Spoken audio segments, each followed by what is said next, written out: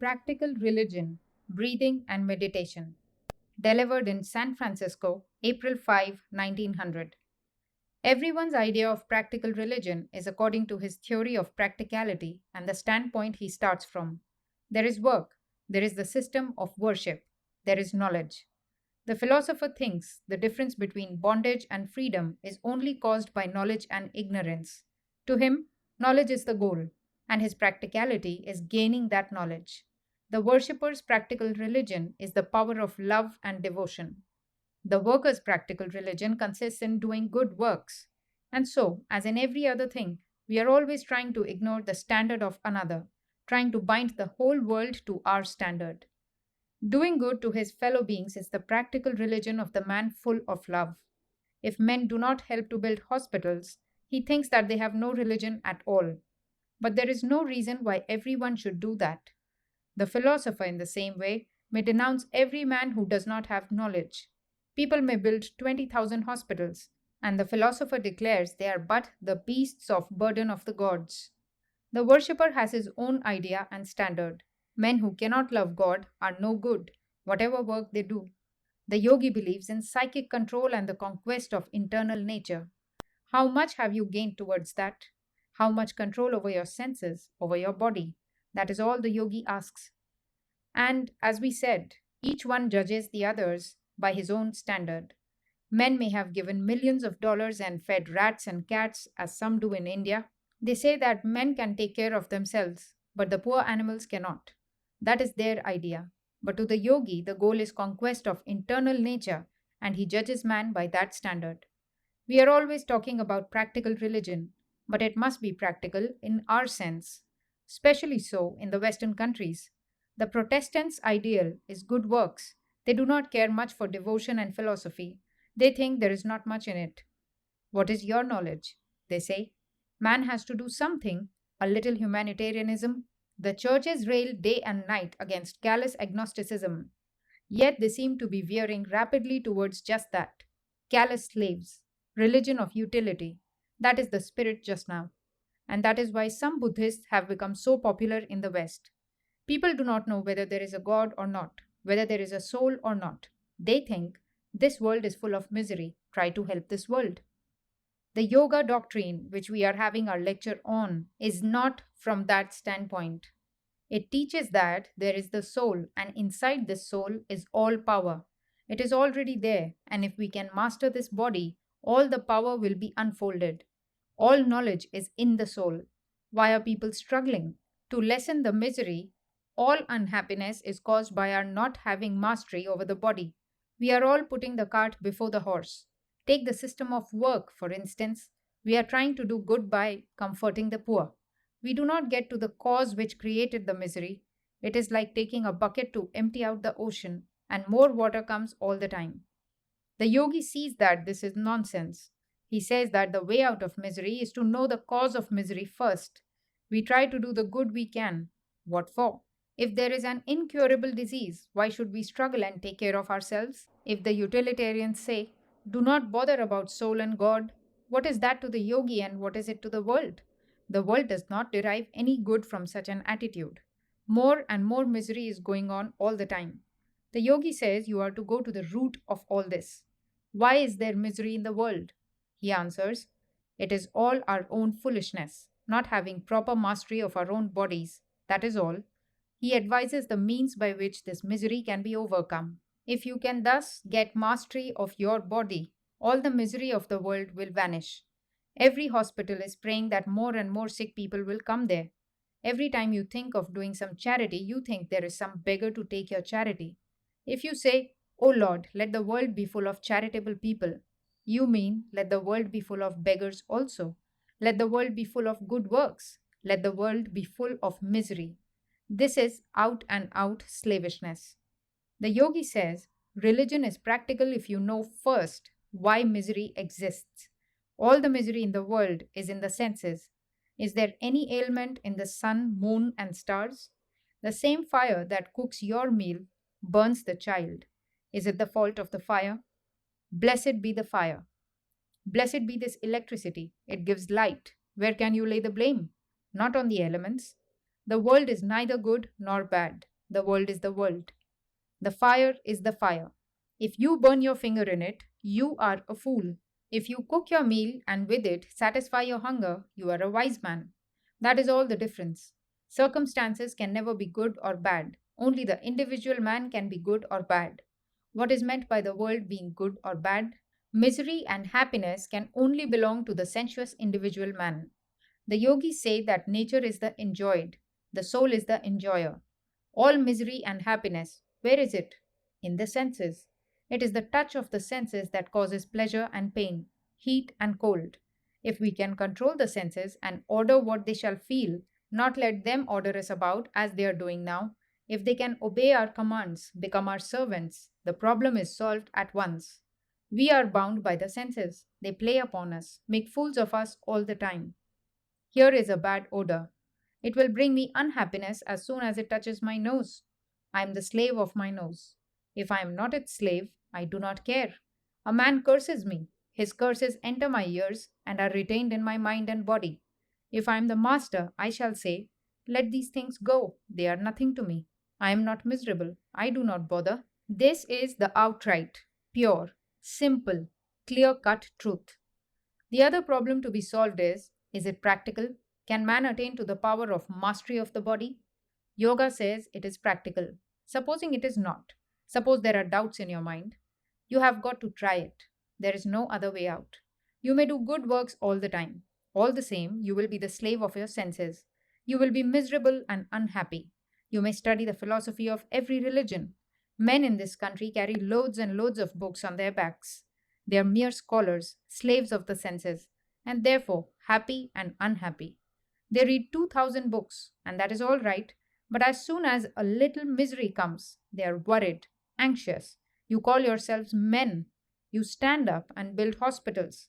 You are fools. What is the difference between men and animals? Food and sleep, procreation of the species, and fear exist in common with the animals. There is one difference. Man can control all these and become God, the master. Animals cannot do it. Animals can do charitable work. Ants do it. Dogs do it. What is the difference then? Men can be masters of themselves. They can resist the reaction to anything. The animal cannot resist anything. He is held by the string of nature everywhere. That is all the distinction. One is the master of nature, the other the slave of nature. What is nature? The five senses. The conquest of internal nature is the only way out. According to yoga, the thirst for God is religion. Good works and all that merely make the mind a little quiet. To practice this, to be perfect, all depends upon our past. I have been studying yoga all my life and have made very little progress yet, but I have got enough result to believe that this is the only true way. The day will come when I will be master of myself. If not in this life, in another life. I will struggle and never let go. Nothing is lost. If I die this moment, all my past struggles will come to my help. Have you not seen what makes the difference between one man and another? It is their past. The past habits make one man a genius and another man a fool.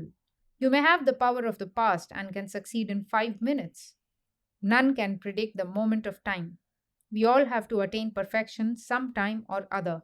The greater part of the practical lessons which the yogi gives us is in the mind, the power of concentration and meditation. We have become so materialistic. When we think of ourselves, we find only the body. The body has become the ideal, nothing else. Therefore, a little physical help is necessary. First, to sit in the posture in which you can sit still for a long time. All the nerve currents which are working pass along the spine.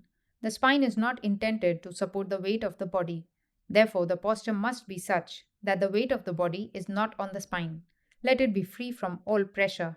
There are some other preliminary things. There is the great question of food and exercise.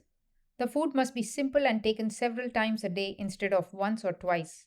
Never get very hungry. He who eats too much cannot be a yogi. He who fasts too much cannot be a yogi.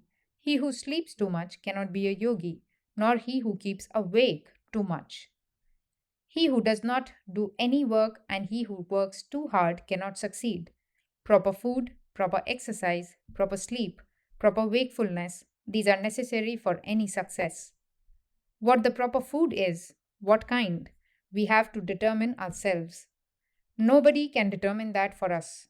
As a general practice, we have to shun exciting food. We do not know how to vary our diet with our occupation.